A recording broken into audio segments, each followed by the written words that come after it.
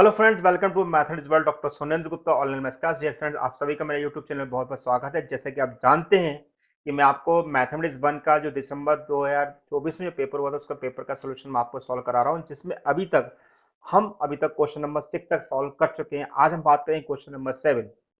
Question number 7 की खास बात यह थी कि यहाँ पर क्वेश्चन नंबर 7 जो पूछा गया था वो आज तक इससे पहले ये क्वेश्चन कभी पूछा नहीं गया है। और इसमें इंटीग्रल का जो लॉजिक था वो थोड़ा सा तगड़ा था, यानी कि थोड़ा सा टफ था। अगर आपको वो लॉजिक पता है तो ही आप उसको सॉल्व कर सकते हैं।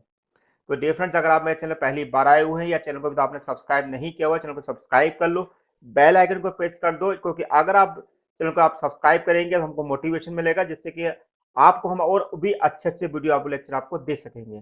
तो आइए स्टार्ट करते हैं। क्वेश्चन नंबर 7 हमारे पास क्या था। क्वेश्चन नंबर 7 को अगर हम ध्यान से देखेंगे तो हमारे पास क्वेश्चन नंबर 7 में एक माइनर सी मिस्टेक भी आई थी। वो माइनर की मिस्टेक मैंने यहाँ पर शो भी की हुई है। तो पहले क्वेश्चन समझ लेते हैं, क्वेश्चन है क्या है। तो क्वेश्चन हमारे सामने है कि prove that the surface area of the solid generated by the revolution of the ellipse x square upon a square plus y square upon b square equal to 1 about the major axis.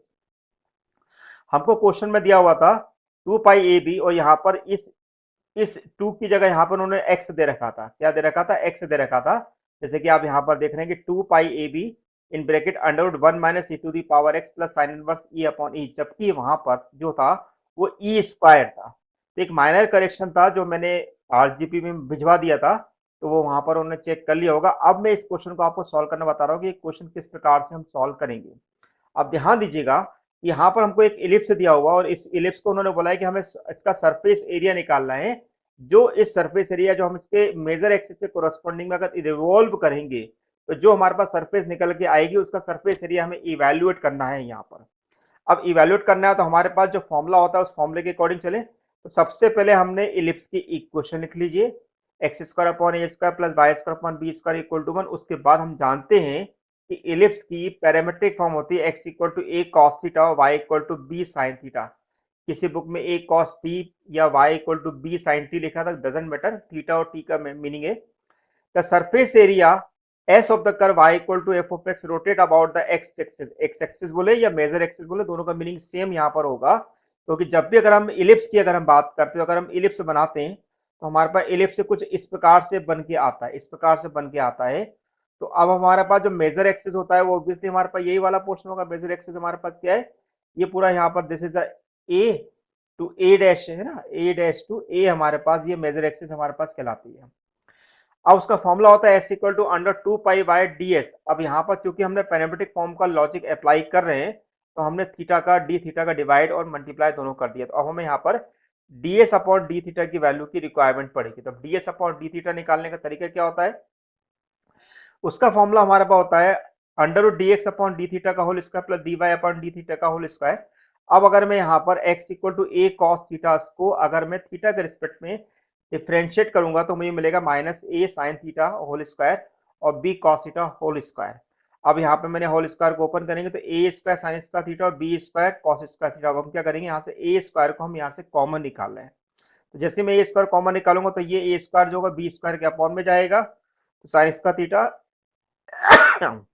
B square upon a square cos square theta बनेगा। अब इस sine square को यहाँ पर लिख देता हूँ मैं 1 minus cos square theta.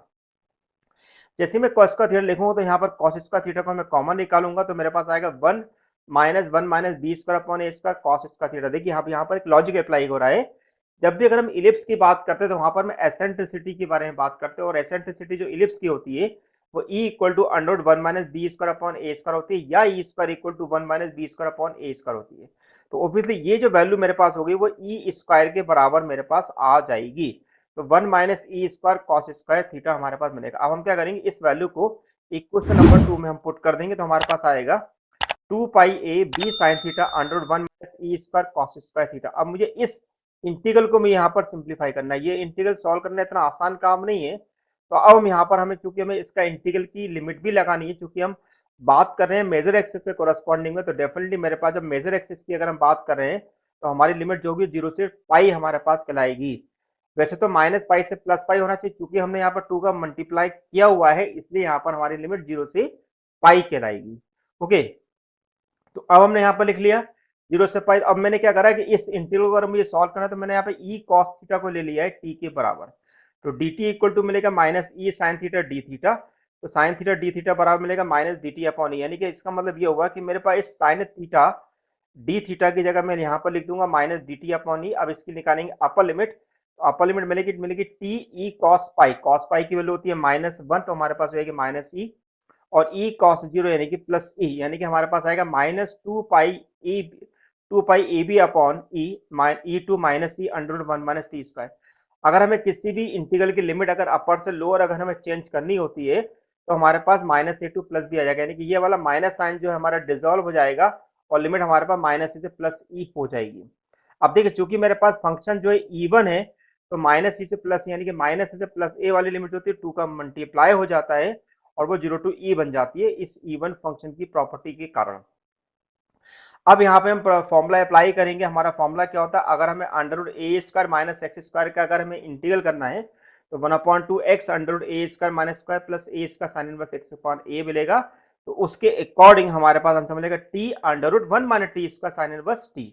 Limit put करेंगे तो e under root 1 minus e square plus sine inverse e, zero put करेंगे तो दोनों हमारे पास जीरो के बराबर ही मिलेंगे। ओके, अब मैं यहाँ पर इस ई का डिवाइड कर देता हूँ तो मुझे कितना मिलेगा under root 1 minus e square sine inverse e upon e. तो इसलिए मैंने वहां पर बोला था कि मेरे पास माइनर सा करेक्शन है कि हमें ई टू दी पावर एक्स की जगह ई स्क्वायर आना चाहिए। तो क्वेश्चन थोड़ा टफ था, ऑब्वियसली आपने ये क्वेश्चन सॉल्व नहीं किया होगा, लेकिन चूंकि मैं आपको एक जैसे कि मैंने आपको बताया कि मैं आपको टफ से टफ क्वेश्चन भी आपको इजी वे में बताने की कोशिश करता हूँ। अगर आप मेरे साथ जुड़ते हैं, मेरे अगर M2 की क्लास को अगर आप ज्वाइन करना चाहते हैं जो कि सेकंड ऑक्टोबर से स्टार्ट होने वाली है, आप उसमें ज्वाइन कर सकते हो। उसकी लिंक जो है आपको डिस्क्रिप्शन बॉक्स में मिल जाएगी, वहां पर आप ज्वाइन कर सकते हैं। अब हमारे पास इसी का सेकंड क्वेश्चन हमारे पास पूछा गया था, सो दैट सेकंड क्वेश्चन में थोड़ा टफ था। नॉर्मली ये क्वेश्चन एक क्लास के अंदर कराए नहीं आते, लेकिन फिर भी मैंने एक क्वेश्चन अपनी क्लास के अंदर कराया हुआ है। देखिए क्या है हमारे पास, so that the sequence n to the power 1 upon n converts to 1। हमें बताना है कि एक सीक्वेंस हमें दे रखी है n to the power 1 upon n, ये हमारे पास कन्वर्जेंट होती है x l इक्वल टू 1, यानी कि हमारे पास इसकी लिमिट जो दे रखी है वो हमारे पास 1 के बराबर दे रखी है। अब देखिए इस क्वेश्चन को सॉल्व करने का तरीका जो होगा थोड़ा ट्रिकी टाइप का होगा, इसको हम डायरेक्ट सॉल्व नहीं करेंगे, इसको थोड़ा सा हम सिंप्लीफाइड करके सॉल्व करेंगे। हम जानते हैं अगर हमारे पास कोई भी सीक्वेंस अगर कन्वर्जेंट होती है, अगर उसमें limit n tends to infinity लगाते हैं तो हमें फाइनाइट वैल्यू मिलना चाहिए। तो अब हम क्या करते हैं कि सपोज कर लेते हैं कि an equal to n to the power 1 upon n, तो डेफिनेटली अगर मैंने इसमें लिमिट डायरेक्ट लगाने की कोशिश करी तो मेरे पास क्या होगा इन्फिनिटी और 1 अपॉन इन्फिनिटी होगा, जो कि इसका मीनिंग होगा इन्फिनिटी टू दी पावर 0, जो कि इनडिटरमिनेट फॉर्म होगी। क्योंकि अगर इनडिटरमिनेट फॉर्म हमारे पास है तो इसको थोड़ा सा सिंप्लीफाई करना जरूरी है। हमने क्या करा, दोनों तरफ लॉग ले लिया, तो जैसे हम लॉग लेंगे तो log a n equal to का 1 अपॉन एन लॉग एन हो जाएगा, limit n tends to infinity लगा दी तो limit n tends to infinity log n upon n हो गया। अगर अभी भी मैंने इसमें लिमिट अगर डायरेक्ट पुट करी तो मुझे मिलेगा इन्फिनिटी अपॉन इन्फिनिटी, ये भी मेरे पास क्या इनडिटरमिनेट्स की फॉर्म है, इसको मैं डायरेक्ट सिंप्लीफाई नहीं कर सकता हूँ। अगर मैं यहाँ पर इसको सॉल्व करना चाहता हूँ तो मुझे एल हॉस्पिटल लॉ को अप्लाई करना होगा। तो मैंने यहाँ पर न्यूमरेटर और डिनोमिनेटर को लिमिट के रिस्पेक्ट में डिफ्रेंशिएट कर दिया।